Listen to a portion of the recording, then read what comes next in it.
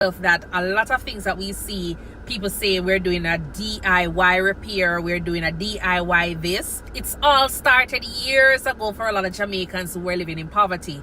Me can do my faux locks now because of me braiding somebody else's hair back then, or me not being able to afford going to hairdresser back then. So I'm able to do my own hair because I was doing it at that time. So a lot of times, neighbors normally kind of come over and help out with one and two things, and that's how people build on different skills. Some persons will come and help out with simple furniture.